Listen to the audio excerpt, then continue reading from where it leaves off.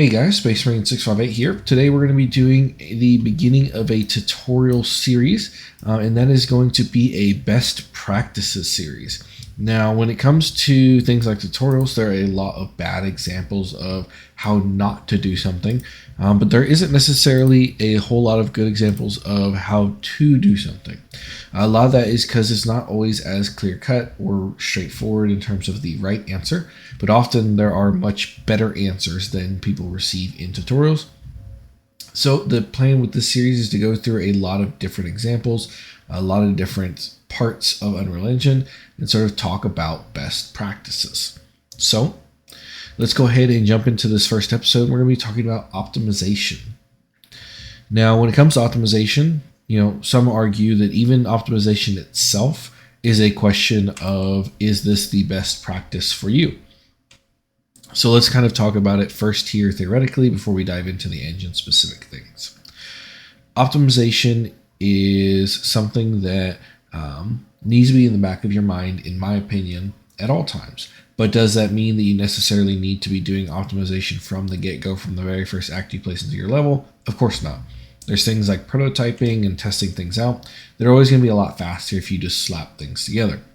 But with that being said, thinking about, okay, I like this feature, I want this to be a big part of my game, you then have to decide how much time you spend on optimizing it and how much gain you might get.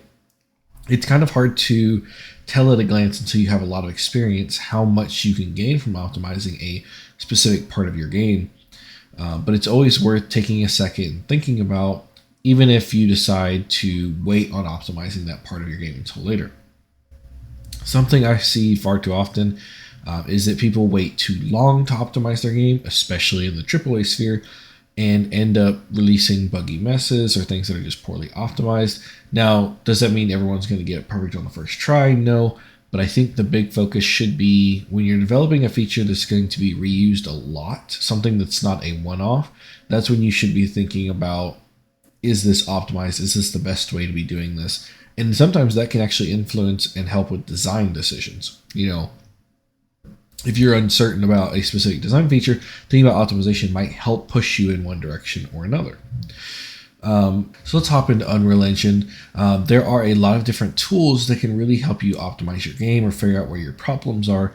But something you kind of want to think about is, doing profiling and looking at the graphs. So for example, if we go ahead and open up stat unit graph, which you can either do through the command console as I did there, which if you want to repeat that, you basically just have to hit the tilde key, and then you'll want to type in stat unit graph. It has to match the case spelling here, I believe. But typing that in will then give you your graph here. If you type it in again, of course, it will hide it. If you've been using console variables or you followed my tutorial on console variables, you can also enable it, execute it here as well, turning it off and on as you please. But yeah, something like a set unit graph is just a very simple way to get a very quick view of what your game's performance is like. So if we go ahead and load up, we'll see it'll slow down as we're loading the level because of course we're loading in objects and things like that. But once we're in the level, we should see it normalize. There we go. As you can see, I'm running at about 10 milliseconds here with an AI in the level and some other objects and a very large ship behind me, or station technically. But doing something like this, taking a quick glance, can kind of give you an idea of like, oh, am I seeing large spikes in my frame rate? It doesn't appear so. It seems relatively steady. Little peaks and valleys here or there, but nothing too crazy. And this might at least give you an idea of like, okay, everything looks good here. Oh, I turn on this particle system. Saw a little brief spike, but then it calmed back down. And occasionally it's spiking. That's usually due to garbage collection or some other thing going on in the background. But otherwise, it's relatively straightforward, relatively steady. And just using tools like that can really help you sort of narrow down on where the problem is. If you notice that a specific part of your level suddenly starts lagging out, just even opening up this can give you an idea of where that starts and what specifically you're seeing the slowdown in. Is it the GPU time? Is it the input latency, which normally it wouldn't be, but if it was, is it the memory? Are you using too much memory? There's a whole list of different bits of information you can see on the right hand side there. Is it the draw time? Is it my game tick rate? As you can see, game is actually the slowest part of my thing here because I'm doing logic on the game thread. So there's a lot of things that are taking up some time. So there might be a way to think about how you can optimize your game. You know, you see your GPU time, your draw time, your RHIT is all good, all where it should be. Input doesn't really factor into your total frame time, so you can ignore that. But your game time, as you can see there, that is usually, depending on how you've set up your game, going to be one of your most impactful parts of the calculation, because a lot of people end up doing a lot of logic on things. So now we've taken a look at our game, we've realized, hey, my game thread's running pretty heavy compared to the rest. You know, can I gain any optimization? Well, what you're going to want to do is actually run a trace. Now, if you've never used Unreal Insight's trace system, I've got a tutorial. It's a lot easier to use than it used to be. The tutorial is a little bit older, but it should still work perfectly fine. It still has the same parts here. As you see, trace does eat up a little bit of your performance. So if you notice, when you're in the editor, your editor affects your performance. So something to be aware of is that when you are actually navigating the engine, it is actually using Slate, and so it will affect the performance of your game. So a lot of times I recommend, if you're doing later stage testing, if you're doing towards release date testing, you should probably be doing it in at least standalone, but preferably in a built version of your game where you're doing more frame rate testing. You're not doing something with a whole lot of the engine still on it. Because if you didn't know, when you package your game, it actually cuts out a lot of the extra fluff. It removes a lot of the debug stuff. Those all feed into the cost of your game in terms of performance. So let's go ahead and look at creating a trace here. Now you've got two options. First, you're going to want to select stat named events. I almost always have this selected. In fact, I think it should be the default. I think Nrun should just make that check by default. There's a lot of options for what you want to look at. So depending on what you're profiling, you may want to come in here and turn certain things on or off. For example, if you're doing different loading between levels and things, you may want to look at cooking and IO store load time, things like that, memory management, memory tags. There's a lot of different options if you're doing multiplayer, if you're doing Niagara. There's just a lot of different options in here for tagging different things. In fact, we're using a lot of Niagara, so I'm going to select that as well. But yeah, and so by checking what channels you want to be recorded in your trace, you can then go ahead and start your trace. So you can either hit start here, or you can actually hit the button directly here. And let's go ahead and start that and actually load up the level. And you can see once you're actually in the game, it doesn't actually eat up too much performance. It's not too bad once the actual trace is running, but it does eat up a little bit. And let's go ahead and start hitting the gas, because we know that Niagara is an impactor in terms of our performance, just because we know by accelerating forward and using those particle systems that we are seeing a little bit of an increase. Let's see if we can get a good enough trace there. All right, perfect. That should be enough information for us to tell. And that's what you're going to want to do when it comes to running a trace, is you want to start before wherever you think the issue is, somewhere where you know you've got at least somewhat clean running, and then move into the issue. Now, of course, if you're having issues through the whole game, you can start from the beginning, but preferably if you're targeting a specific thing, or you think a specific thing could be optimized, you start from before it gets triggered or turned on or whatever, and then trace over it. So that way you can kind of see a clear delineation of like, oh, here's when this picked up. Gives you a better idea of what you're looking at or what you're looking for. So if we go ahead and open up Unreal Insights, this is going to open up a session browser. It shouldn't take but a second.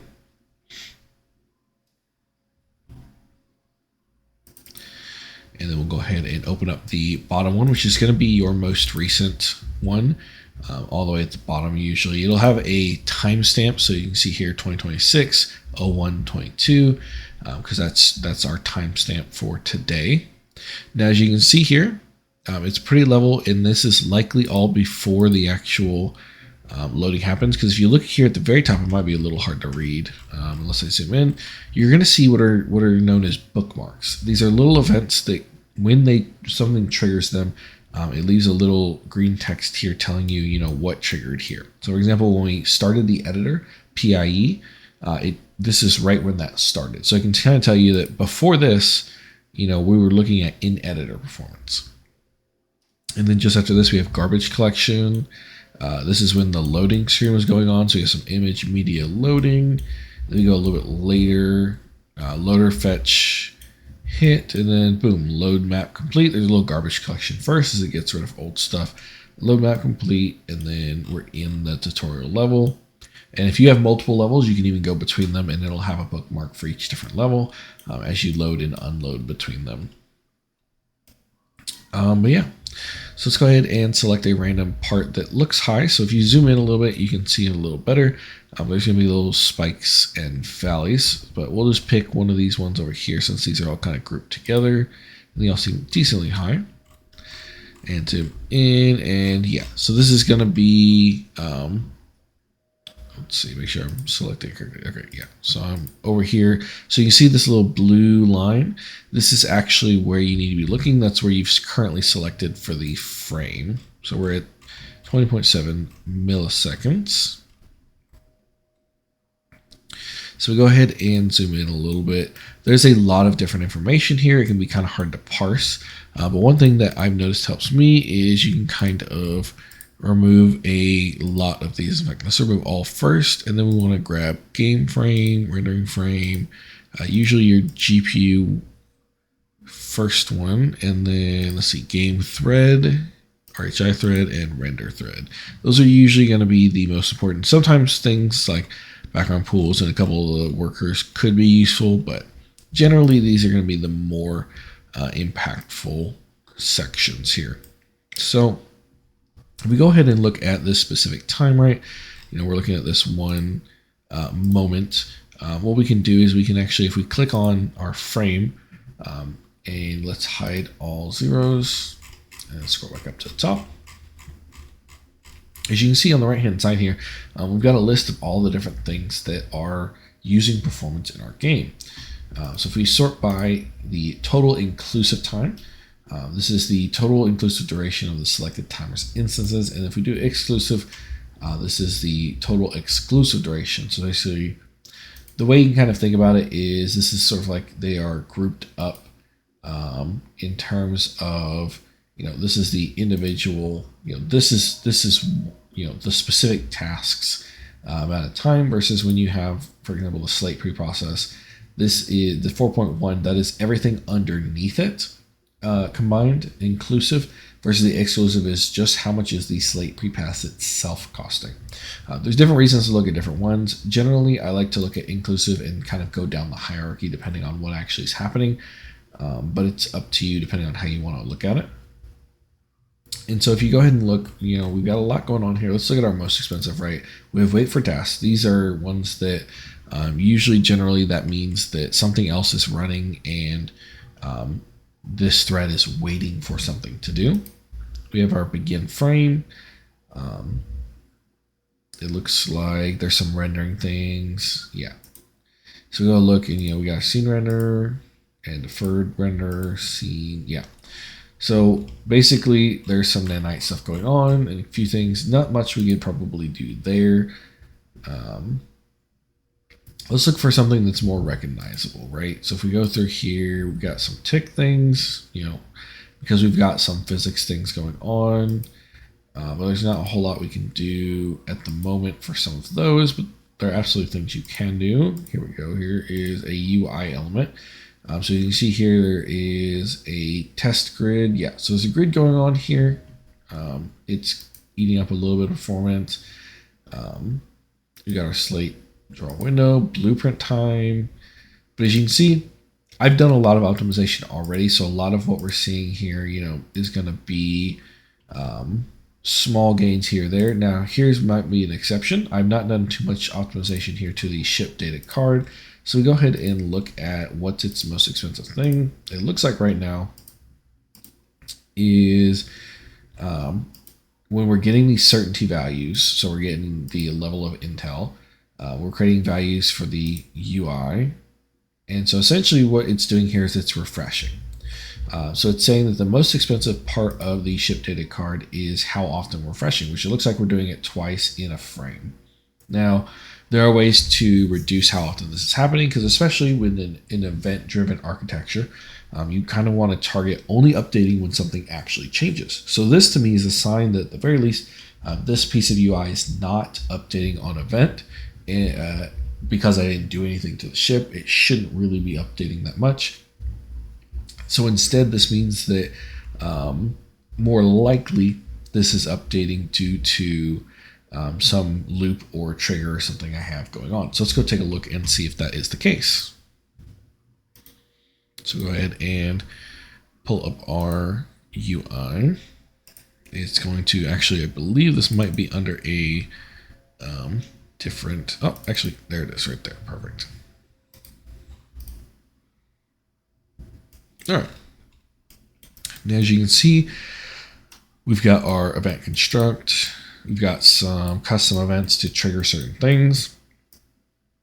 And then right here, we have a start update. So essentially what's happening here is there's a timer being set, and every 0.1 seconds looping, it is actually triggering this update where it's making some changes and checking some things in terms of Intel certainty.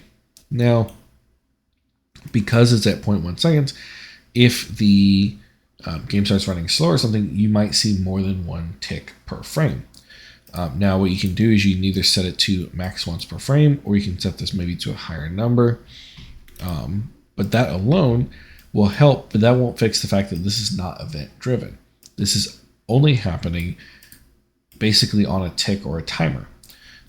Now, depending on how my things are set up, that might be okay. It's not necessarily the most expensive thing in my level. There's definitely other places where I could gain more performance, but it's something to be aware of this could be done differently and be done more performantly, right?